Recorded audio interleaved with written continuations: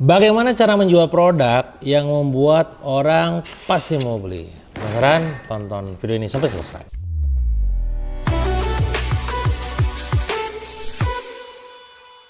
Jadi banyak yang tanya kepada saya, Kang, kalau misalkan jualan produk yang orang-orang mau pada beli, itu gimana caranya ya? Jawaban simpelnya adalah ya lu harus bikin produk yang orang suka.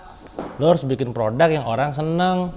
Lo harus bikin produk yang orang butuhkan. Cuma tentu jawaban itu kan tidak semudah itu. Pertanyaan adalah bagaimana proses detailnya. Jadi teman-teman, strategi untuk bisa mendapatkan penjualan laris manis besar-besaran dan orang mau beli adalah sebenarnya kuncinya ada pada riset.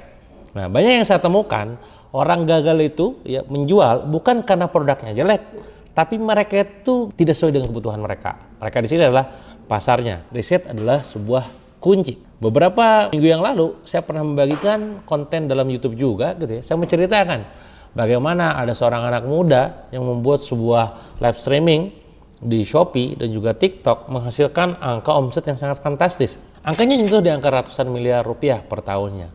Nah, saya sebutkan di situ bahwa salah satu kuncinya adalah riset.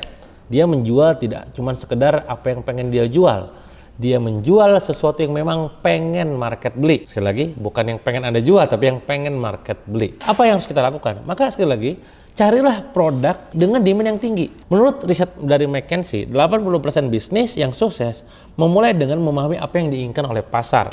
Bukan cuma sekedar ikut-ikutan tren saja. Salah satu teknisnya, Anda perlu menggunakan contoh hal sederhana, gunakan Google Trend, gunakan Google Keyword Planner, ataupun tools-tools digital lainnya untuk mencari apa yang sedang tren di pasaran yang orang lain banyak orang cari gitu. Ataupun mungkin Anda bisa pun cek juga di marketplace.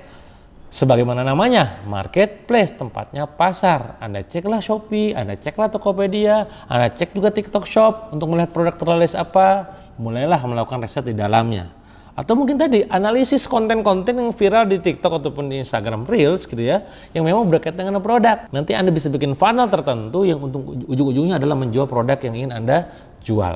Anda perlu mencari produk dengan yang demand tinggi gitu ya. Yang kedua adalah Anda fokus ke niche market yang potensial. Bisnis paling buruk adalah bisnis yang menggarap semua pasar gitu kan.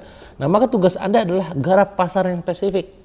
Seth Godin bahkan pernah bilang, bisnis yang sukses adalah bukan yang menjual ke semua orang, tapi yang fokus ke target market yang sangat spesifik. Siapa persisnya yang akan beli produk Anda? Siapa persisnya yang akan menggunakan produk Anda? Siapa persis yang pengen menikmati produk Anda tersebut? Itu niche banget. Jangan sampai dibilang gini, produknya pasar, oh pasarnya buat semua orang, Kang. Pret. Ya bisa seperti itu ya. Nah, yang ketiga adalah Anda gunakan data untuk memvalidasi ide produk tersebut yang ingin Anda bangun tentunya. Menurut Forbes gitu ya, bisnis yang menggunakan data dalam pengambilan keputusan 3 kali lebih sukses dibandingkan yang hanya mengandalkan intuisi saja. Maka sekali lagi Anda perlu melakukan riset dulu ke pasar. Sesederhana bikin semacam kayak survei ke calon customer, bikin survei ke followers, audiens gitu kan. Kira-kira kalau misalkan kita bikin begini pandangan mereka seperti apa tanggapannya ya. Termasuk juga cek juga di marketplace ada nggak yang bikin ya. Hati-hati kalau nggak ada yang bikin ya.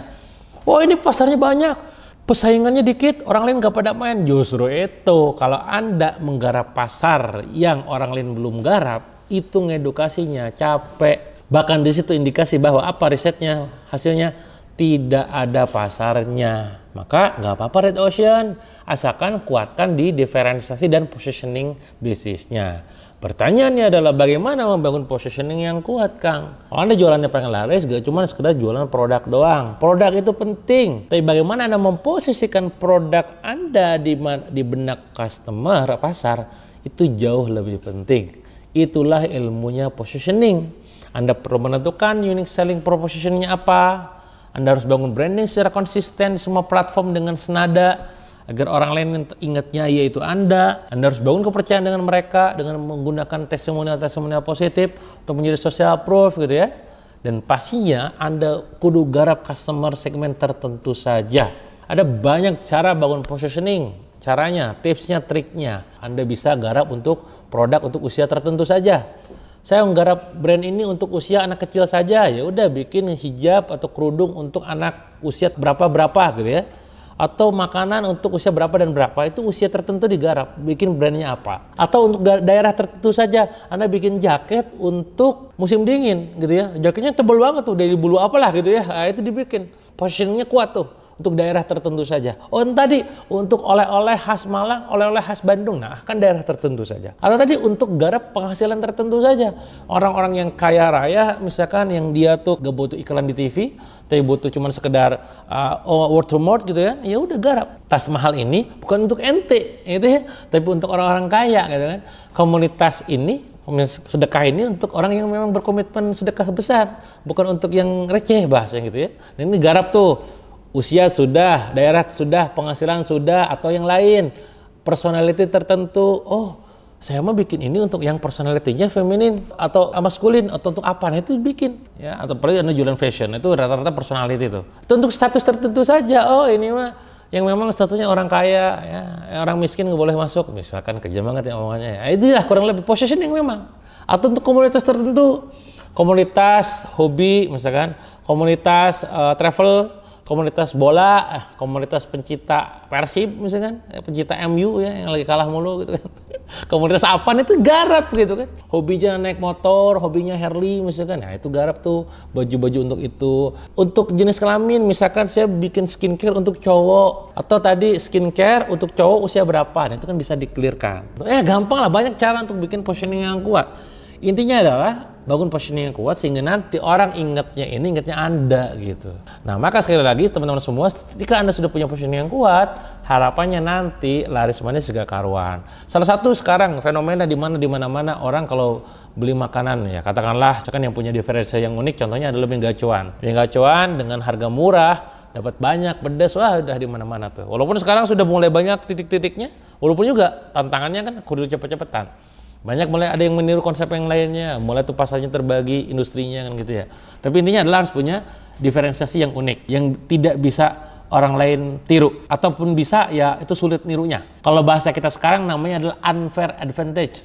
Jadi kalau Anda sudah punya bisnisnya itu katakanlah sulit untuk ditembus sama orang lain, atau sulit diduplikasi sama kompetitor, berarti Anda sudah punya unfair advantage-nya. Pada saat saya bikin sebuah platform namanya KBM, teman-teman, salah satu pertanyaan saya kepada shareholder adalah, apa unfair advantage kita? Apa sih akan unfair advantage itu gitu ya? Keuntungan, keunggulan yang unfair, yang tidak fair gitu. Nah, frameworknya adalah MILES gitu ya, M-I-L-E-S. M yang pertama adalah money. Oh dia mah punya duit, gua kagak, udah unfair. Dia orang kaya, orang sugih ya, konglomerat, dia sultan, ya udah unfair gitu kan. Kita miskin gitu kan, unfair tuh udah jelas ya. Atau kalau nggak M, I-nya apa? Insight. Oh dia insight-nya banyak. Dia cerdas, intelektualnya tinggi. Nah, cerdas nih orang, ini pintar nih orang. Berarti di orangnya nih, Andanya pasti kan punya insight yang bagus. Atau I-nya gak punya, L-nya adalah luck.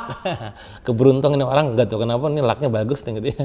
Sionya nih di tahun Sio ini kayaknya ini Sio. Ya, kalau ada percaya, kalau enggak ya jangan luck lah. Location ya. Ini selalu pada setiap bikin kuliner location-nya bagus mulu. Nah ini location-nya bagus terus nih. Nah ini L ya. Atau ini gak punya minimal itu apa? Experience ya, di pengalamannya udah bertahun-tahun, puluhan tahun ya. Atau enggak X-nya apa? Expertise, keahlian. Dia kalau udah megang itu keren lah itu. Atau status. Dia punya circle komunitas yang positif. Dia punya circle komunitas orang sugih, orang kaya. Ini MILES ini teman-teman udah unfair advantage ya. Sok lu punya duit banyak, tenang. Tapi gue punya location, gue punya expertise, gue punya status, punya circle. Hei, gue menang gitu.